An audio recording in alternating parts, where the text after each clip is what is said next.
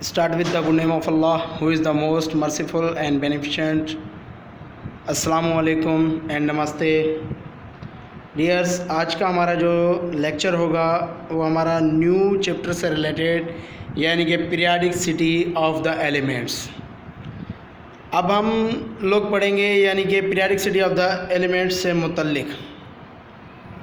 इस चैप्टर में सबसे पहले तो आप लोगों के पास डिफरेंट क्लासिफिकेशंस हैं, पर एक बात मैं आप लोगों को पहले बता देना चाहता हूँ। पीरियाडिसिटी, ये देखें पीछे जो आप लोगों को एक वर्ड नज़र आ रहा है, चैप्टर का नाम क्या है? Periodicity. The World City means शहर। जैसे एक सिटी होता है ना, हमारे यहाँ सिटी को तरतीब देने के लिए डिफरेंट प्लेसेस पर कॉलोनीज़ होती हैं। मखसूस प्लेसेस पर मस्जिद है, क्रिकेट ग्राउंड है, और उसके अलावा कॉलेज है, स्कूल है, मार्केट्स हैं। एक पूरे शहर को तरतीब दी जाती है। इसी तरीके से पीरियाडिक सिटी यानी पीरियड्स को तरतीब दी जाती है। पीरियड्स के अंदर क्या होते हैं? एलिमेंट्स होते हैं, यानी कि एलिमेंट्स को तरतीब देने के लिए डिफरेंट साइंटिस्ट ने वर्क किया। सबसे पहले जो साइंटिस्ट ने वर्क किया वो था Dobereiner classification and second will be Newland classification.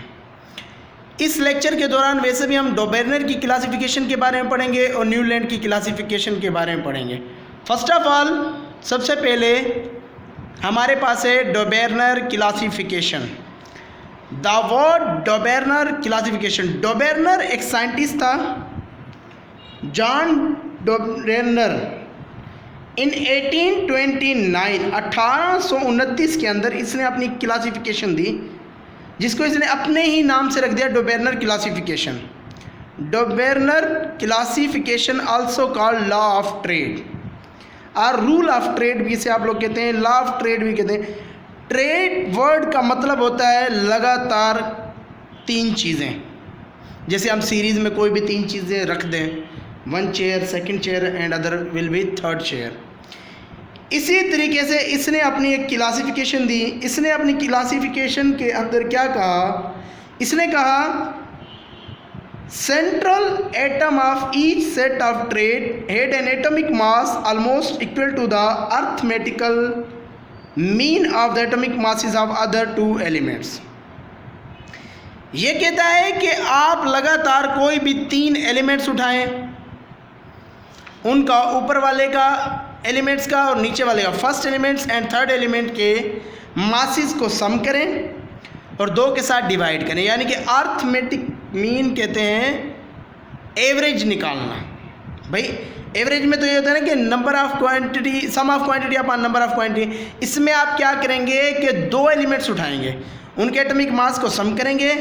दो एलिमेंट्स उठाएं तो दो के साथ आप क्या करेंगे? उसे डिवाइड करेंगे, उनके मास को, जो आपने मास सम किया है। मास सम करने के बाद बीच वाला जो सेकंड एलिमेंट्स होता है उसका मास आ जाएगा आप लोगों के पास।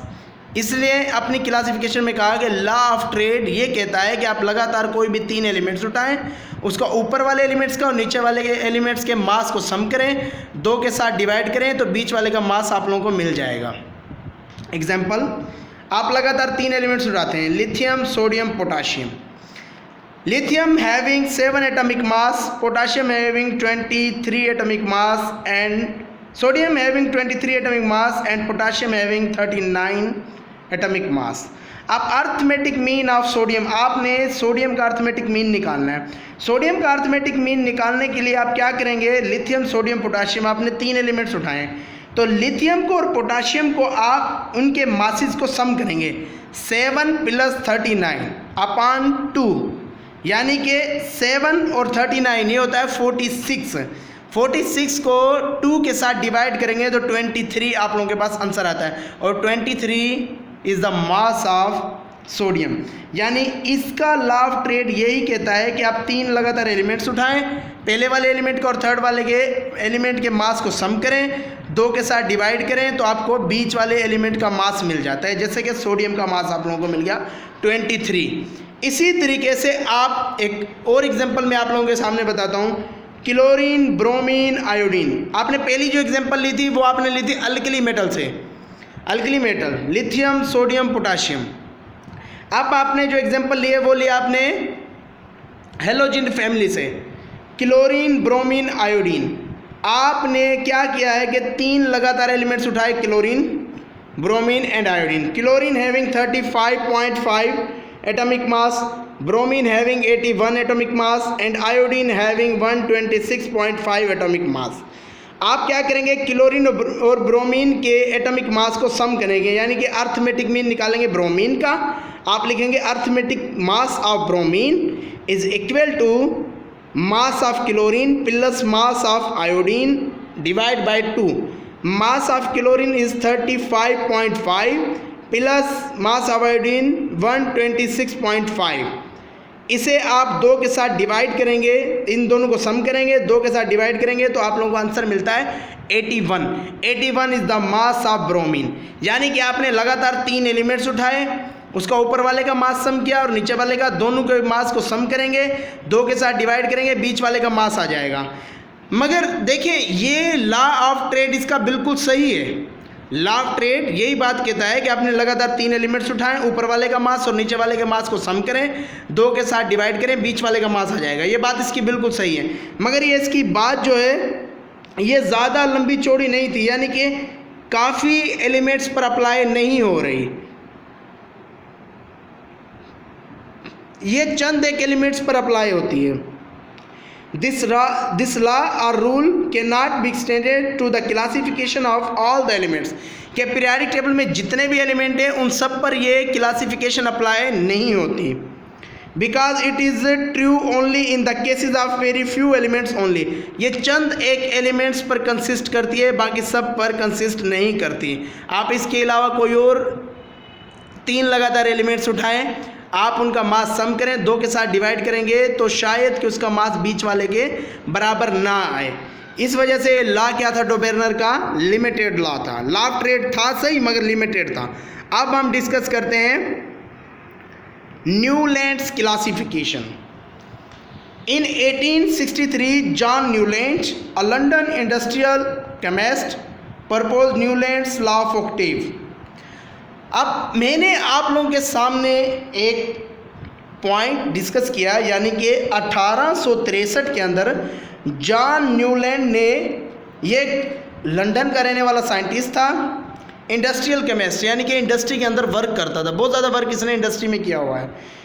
तो इसने जॉन न्यूलैंड ने एक क्लासिफिकेशन दी 1863 में, जिस क्लासिफिकेशन को इसने अपने ही नाम से रख दिया Newland classification.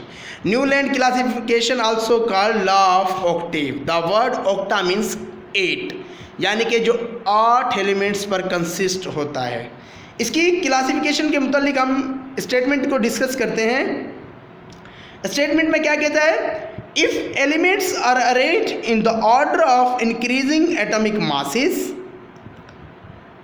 the 8th element starting from a given one has similar properties as first one. Its properties are a kind of repetition of the first, like the 8th note in an octave of music। यानी कि ये कहता है कि भाई आप लगातार 8 elements रखें, पहला, दूसरा, तीसरा, चौथा, पांचवा, छठा, यानी कि lithium, beryllium, boron, carbon, nitrogen, oxygen, fluorine, उसके बाद दोबारा sodium, magnesium and so on. इस तरीके से आप चलते रहें। तो ये कहता है कि इसकी क्लासिफिकेशन के मुताबिक कि every 8th element is similar like to the first, कि हर 8वां एलिमेंट पहले जैसा होता है प्रॉपर्टीज़ में, कि पहले की प्रॉपर्टी और 8वें की प्रॉपर्टी सेम होती हैं। इसकी बात बिल्कुल सही थी। अगर हम देखें तो लिथियम और सोडियम, लिथियम पहले नंबर पर आ रहा है, सोडियम 8वें नंबर पर आ रहा है, साथ इसने लगातार यूँ रखे 8वां सोडियम उसके नीचे है। Lithium and sodium belongs to the same group, both are belongs to the alkali metal and alkali metals having 1 electron in the valence shell. इनके लास्ट शेल में 1 इलेक्ट्रॉन आता है। दोनों क्या है, वेरी रिएक्टिव मेटल हैं, तो इनकी प्रॉपर्टीज़ आपस में मिलती हैं। इसने कहा कि every 8th element is similar like to the first, कि हर 8वां एलिमेंट पहले जैसा होता है। अच्छा, इसने अपनी क्लासिफिकेशन जो है वो म्यूज़िक की बेस पर रखी थी। 7 वर्ड्स ऑफ म्यूजिक, सा रे गा मा पा दा नी सा. देर आर 8 म्यूजिकल वर्ड्स, सा रे गा मा पा दा नी सा. सा टू सा इज द 8th, यानी कि सा के नीचे दोबारा सा आ रहा है. वैसे 7 है, मगर सा से हम स्टार्ट करें और सा पर ही खत्म करें तो 8 वर्ड बनते हैं. सा रे गा मा पा दा नी, 7 हो गए. फिर दोबारा आप 8वें को रोकेंगे सा के नीचे, यानी सा जैसा, रा जैसा, गा जैसा, मा जैसा, पा जैसा, नी जैसा, फिर रा जैसा एंड सा जैसा. यानी कि सा रे गा मा पा दा नी सा. These are the musical words and his concept on the basis on musical words. इसने अपने कंसेप्ट को म्यूजिकल वर्ड्स में रखा, यानी कि इन म्यूजिक की बुनियाद पर अगर हम देखें तो सा के नीचे सा आ रहा है, रा के नीचे रा रहा है. इसी तरीके से हर 8वां एलिमेंट पहले जैसा होता है इन प्रॉपर्टीज. अच्छा, न्यूलैंड ने जो अपनी क्लासिफिकेशन दी ये जस्ट 20 एलिमेंट्स पर अप्लाई हो रही है, उसके बाद अप्लाई नहीं हो रही. यानी कि lithium to calcium, near about calcium तक ये इसका लॉ अप्लाई हो रहा है. उसके बाद यानी कि ये लॉ भी एक लिमिटेड लॉ था. अच्छा, मैं एक आप लोगों को एग्जांपल बताता हूँ. Sodium is the 8th element from lithium and has similar properties. Magnesium is the 8th element from beryllium and has similar properties. कि भाई लिथियम और सोडियम, ये लिथियम 8वां एलिमेंट, लिथियम पहला एलिमेंट और सोडियम 8वां एलिमेंट. मैग्नीशियम 8वां element, beryllium पहला एलिमेंट. यानी कि पहले और 8वें एलिमेंट की प्रॉपर्टीज आपस में सेम है. क्यों? क्योंकि दोनों एक ही ग्रुप से बिलोंग करते हैं. तो ये कहता है कि this arrangement of elements for the first time brought to the light of existence of periodicity. जब पीरियाडिसिटी यानी कि पीरियाडिसिटी एलिमेंट्स की दी जा रही थी तो उस वक्त ये कंसेप्ट अप्लाई हो रहा था जस्ट 20 एलिमेंट्स पर. तो ये इससे ज़्यादा अप्लाई नहीं होता. अगर हम लोग देखें तो इसने नोबल गैसेस को इसके अंदर अपने लॉ के अंदर इंक्लूड नहीं किया, क्योंकि नोबल गैसेस इस वक्त तक डिस्कवर्ड नहीं हुई थी. तो ये क्या कहता है? This law failed. ये लॉ क्या हो गया था? फेल हो गया था. Because it held good for the first 16 or 20 elements but did not work after 17th elements. मोreover hydrogen was not included in this sequence. ना ही तो इसने हाइड्रोजन को इस सीक्वेंस के अंदर ऐड किया और ना ही तो इसने नोबल गैसेस को. नोबल गैसेस तो उस वक्त तक डिस्कवर भी नहीं हुई थी. यानी कि ये इसका लॉ क्या था? लिमिटेड लॉ था. इसके लिमिटेड लॉ होने की वजह से ये जस्ट 20 और 16 एलिमेंट्स पर अप्लाई होता है. वैसे आप एटॉमिक मास के मुताबिक देखें तो कैल्शियम 20 वाला है. अगर आप टोटल एलिमेंट्स को काउंट करेंगे तो वो हमारे पास कितने बनते हैं? 16 बन रहे हैं. ठीक है, लिथियम टू कैल्शियम. इस वजह से इसका लॉ ये क्या हो गया था? फेल हो गया था. अब देखिए, पहला साइंटिस्ट कौन था? डोबेर्नर. डोबेर्नर ने अपनी क्लासिफिकेशन दी, यानी कि लॉ ऑफ ट्रेड बताया, तो उसकी कुछ बातें सही थी, उसके मुताबिक भी चंद एक बातें सही थी. फिर न्यूलैंड ने अपना कंसेप्ट दिया तो न्यूलैंड के मुताबिक भी चंद एक बातें सही थी. यानी कि देखिए, मैंने आप लोगों को स्टार्टिंग में एक बात बताई थी, पीरियाडिक सिटी. यानी कि पीरियाडिक सिटी का मतलब है पीरियड्स का शहर. जैसे हम एक शहर को तरतीब देते हैं, यूं ही एलिमेंट्स को तरतीब दिया गया है पीरियड्स के अंदर, ग्रुप्स के अंदर. ठीक है, और उसके अलावा उन सब की प्रॉपर्टीज़ को बताया गया है कि भाई कौन सा एलिमेंट किस पीरियड से बिलोंग करता है, किस ग्रुप से बिलोंग करता है. अगर दोनों सेम ग्रुप से बिलोंग करते हैं तो सेम प्रॉपर्टीज़ होगी. पीरियड से बिलोंग करते हैं तो उनके इलेक्ट्रॉन के हिसाब से उनकी प्रॉपर्टीज सेम होंगी. यानी कि इनकी क्लासिफिकेशन के मुताबिक चंद एक बातें सही थी और चंद एक बातें गलत भी थी. यानी कि पहले डोबेर्नर आया, फिर न्यूलैंड आया, इन दोनों ने अपनी क्लासिफिकेशन दी. तो दोनों की क्लासिफिकेशन आप लोगों ने पढ़ी. So thanks to all of you.